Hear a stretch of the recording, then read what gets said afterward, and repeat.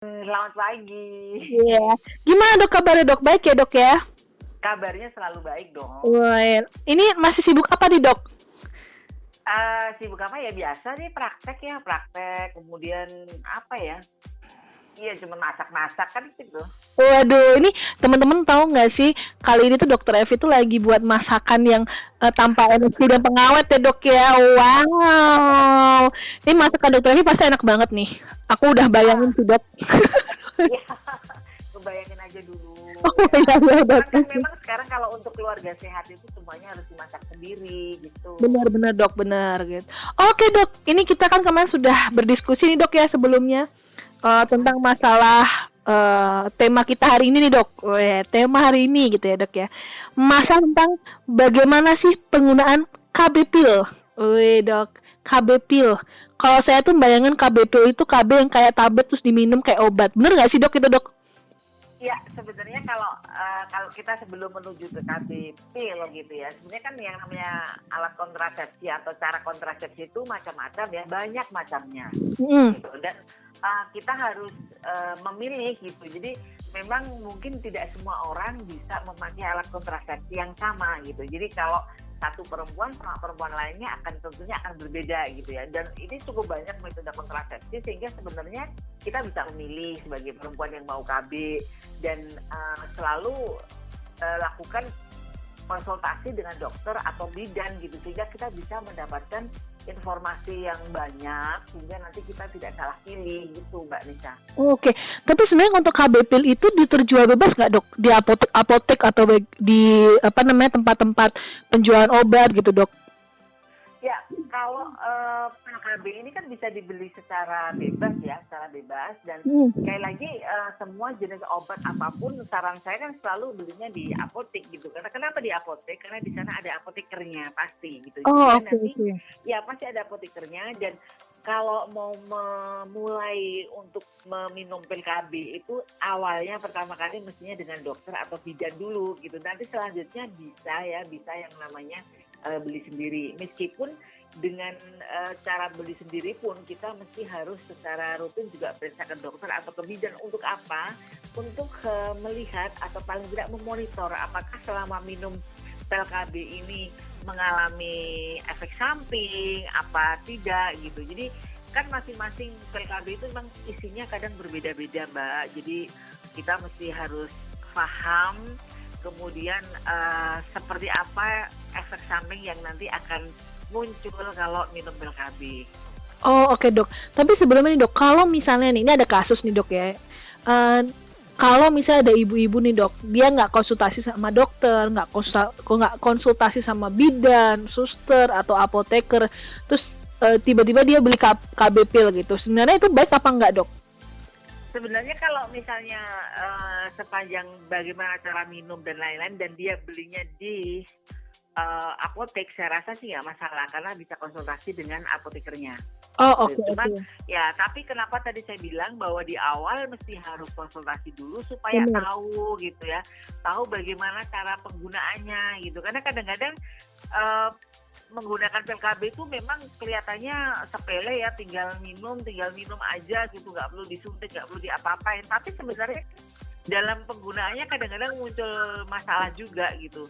Masalah itu apa? Jadi pil KB itu memang tidak boleh atau bukan tidak boleh, tidak disarankan untuk mereka yang mungkin pemalas, pelupa itu jangan gitu. Karena Oh gitu ya, gitu. karena pil KB ini kan mesti sebaiknya diminum setiap hari dan dalam waktu yang sama setiap harinya dan tidak boleh ada eh, jeda gitu ya. Oke Terutama dok. kalau jadi satu dengan suami gitu. Jadi ini kalau untuk yang sering pelupa tidak disarankan. Iya malah kebobolan ya dok nanti ya bu dok ya. Kalau lupa ya dok ya. Iya, Kayak jadi kalau makan yang gol aja. pelupa-pelupa ya, yang pelupa-pelupa mestinya ya selain pil KB gitu. Jadi misalnya kayak implan, kemudian ada suntik. Ini kan sekali suntik udah nanti sebulan lagi itu pun itu harus diinget-inget terus gitu. Jadi kalau untuk mereka yang memang pelupa juga ya agak susah juga gitu. Oh gitu dok. Nah ini kalau saya boleh tahu nih cara minumnya pil KB itu gimana dok? Jadi kalau pil KB itu kan memang ada dua, ada ini ya, ada yang isinya itu biasanya kombinasi. Jadi pil KB itu isinya kombinasi antara estrogen dan progesteron. Jadi gunanya untuk apa? Jadi kalau untuk pil KB itu sendiri, itu dia menghalangi atau menghambat pengeluaran sel telur. Kalau pengeluaran sel telur tidak ada, kan berarti juga tidak akan ada pembuahan gitu ya. Nah, kemudian ada di samping itu, minum pil KB itu juga menyebabkan lendir dalam vagina itu menjadi lebih kental. Oke, Dok. Nah, kalau lebih kental itu dia menghalangi sperma untuk berenang, sperma untuk masuk gitu, sehingga memang mengurangi resiko untuk kehamilan gitu. Nah, ada pil KB itu ada yang kombinasi, yaitu kombinasi dari estrogen dan progesteron gitu. Ada juga yang disebut pil progesteron aja gitu ya. Jadi jenis pil KB yang ini hanya mengandung progesteron aja kandungannya. Gitu. Nah, kalau misalnya Dok, adakah efek samping dari pil KB sebenarnya, Dok? Efek sampingnya ada gitu. Jadi apa, Dok, kalau bisa tahu? Ini kan hormonal ya. Iya, kalau betul. Hormonal itu efek samping pil KB itu misalnya yang paling sering nih adalah mual, itu sering sekali. Kemudian mungkin ya karena ini hormon mungkin terjadi perdarahan lah di antara dua siklus menstruasi gitu ya. Dan kayak flek-flek seperti itu ada juga, malah ada yang sebulan 2 kali kayak gitu. Kemudian gairah seksual menjadi ikut menurun. Kemudian ada perubahan mood dan emosi, dan beberapa orang itu mengalami peningkatan berat badan juga, sehingga kadang-kadang mereka yang minum pil KB itu kemudian berat badannya jadi naik gitu. Dan pil KB itu bisa juga sih menimbulkan, bagi mereka yang tidak cocok juga menimbulkan efek samping yang sedikit lebih serius, meskipun sangat jarang terjadi.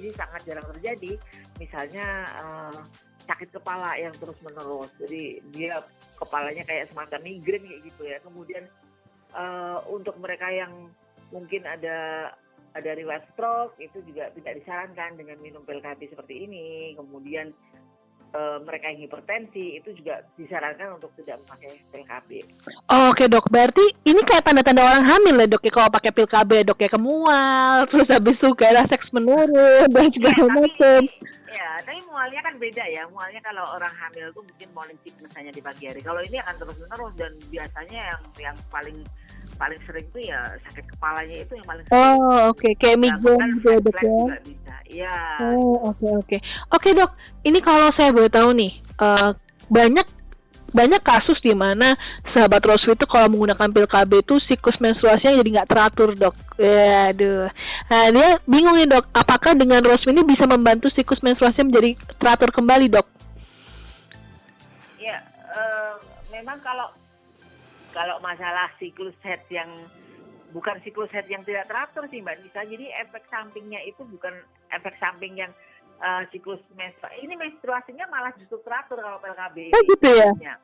Malah teratur. Cuma kadang terjadi flek-flek di antara dua siklus menstruasi gitu. Kalau menstruasi jadi malah teratur gitu. Berarti itu hanya flek aja ya, Dok, ya, bukan siklus menstruasi yang besar banyak itu, bukan ya berarti ya? Iya, betul. Oke, Dok, berarti Rosvi di sini bertugas sebagai apa nih, Dok, kalau boleh saya tahu nih, Dok?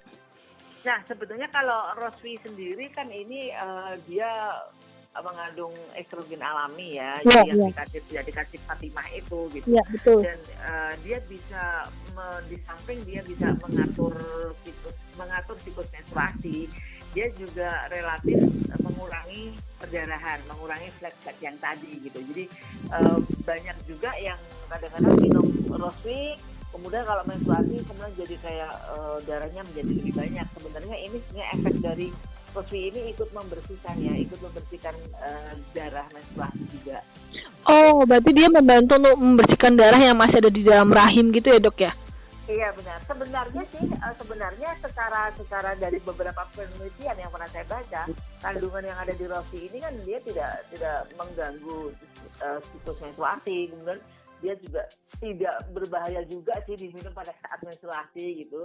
Meskipun kalau orang kemudian minum Rosvi menjadi tidak lancar, ya sebaiknya sih pada saat menstruasi tidak diminum, hanya seperti itu. Tapi ini tidak membahayakan, dan kecenderungan untuk mendapatkan flek-flek itu dengan Rosvi ini menjadi berkurang. Oh, oke dok. Ini kalau misalnya kita bisa mengurangi fleknya itu harus minum Rosi berapa kali nih dok? Kenapa Mbak? Maaf dok, saya kecepatan ya kayak ngomongnya ya. Gini dok, kalau misalnya kita mengurangi fleknya dari Rosi, mengurangi flek dari pil KB ini, harus minum Rosi ini berapa kali dok? Sebenarnya cukup 1 kali sehari. Cukup satu kali sehari ya itu dok? sudah cukup. Karena kan sifatnya maintenance ya. Dia bukan sifatnya untuk mengobati. Tapi kalau dia membantu untuk pengobatan sesuatu atau membantu untuk misalnya yang mau program hamil itu bisa 2 kali sehari. Oh, oke dok. Berarti cuma ditekankan 1 hari sekali ya dok ya berarti ya? Iya. Oh, oke. Oke, Dokter Evi, terima kasih atas diskusinya tentang pil KB, karena saya berhubung nggak tahu nih dok pil KB itu kayak gimana, karena kan saya ibu muda ya, nggak tahu nggak pernah pakai KB nih dok, nggak pernah. Saya jujur saya nggak pernah ngeliat juga sih pil KB itu bentuknya gimana dok, cuma bentuknya dari internet aja, bulat gitu dok. Kalau langsung belum pernah. Ya, tapi kalau misalnya nanti mau suatu saat kalau sudah mau KB setelah punya anak, ya mesti harus konsultasi dulu gitu. Benar dok, siap dok. Ada beberapa yang harus diperhatikan sih untuk pil KB ini. Jadi pil KB ini jelas kalau untuk yang lagi hamil jangan gitu ya. Kemudian untuk menyusui ini sebaiknya tidak menggunakan pil KB dulu sebagai alat kontrasepsi, karena apa? Ini kadang-kadang menghentikan produksi ASI, produksi ASI. Kemudian tidak semua cocok ya menggunakan pil KB ya. Dan ini perlu diketahui bahwa biasanya untuk mereka yang punya sakit jantung, kemudian hipertensi, kemudian ada diabetes, atau mungkin ada kanker payudara atau kanker yang lainnya, sebenarnya memang penggunaan yang pil KB ini sebaiknya tidak diberikan. Atau mungkin apa obat-obat yang saat itu diminum, nah ini yang harus diperlihatkan ke dokternya. Oh, oke dok. Saya cantumkan di buku notebook saya dok, bahwa harus konsultasi dengan dokter sebelum menggunakan KB. Ya betul. Karena kan kalau orang bilang BBKBN 2 anak lebih baik gitu kan dok ya. Lebih baik gitu kan. Jadi ini kayaknya saya harus program. Jangan tuh 2 aja, lahirkan kayaknya susah dokter. Hamil anak itu aset loh dok. Anak tuh aset menurut saya. Iya benar sih, benar. Maksudnya jadi 4 itu nanti kalau menikah kan jadi tidak menanggung. Oh benar dok. Jadi 4 ya. 2 anak, 1 ibu 1 ayah. Jangan 2 ibu 2 ayah. Bahaya dok kan. Oke dokter. Terima kasih atas diskusi pagi ini ya. Diskusi pagi ini ya dok ya. Nanti kita ketemu lagi di diskusi berikutnya dok. Yang pasti untuk diskusi berikutnya adalah masalah KB PETS. KB koyo dok. Ini yang paling penting sih. Oke dokter. Nanti saya akan hubungi dokter kembali, karena berhubung kita nggak bisa langsung ketemu ya dok ya, kita harus lewat telepon dulu ya dok ya, masa corona nih. Mbak Corona nggak hilang-hilang nih dok. Corona nggak hilang-hilang nih dok. Oke dokter Evi, thank you, terima kasih atas waktunya. Semoga dokter selalu diberikan kesehatan, selalu diberikan kebahagiaan setiap dokter berjalan menuju membantu ibu-ibu atau bapak-bapak yang lagi berobat ke dokter Evi. Gitu ya dok ya. Kok aku makin gak jelas ya dok ya. Oke dok, terima kasih dok. Selamat pagi dokter Evi. Selamat pagi.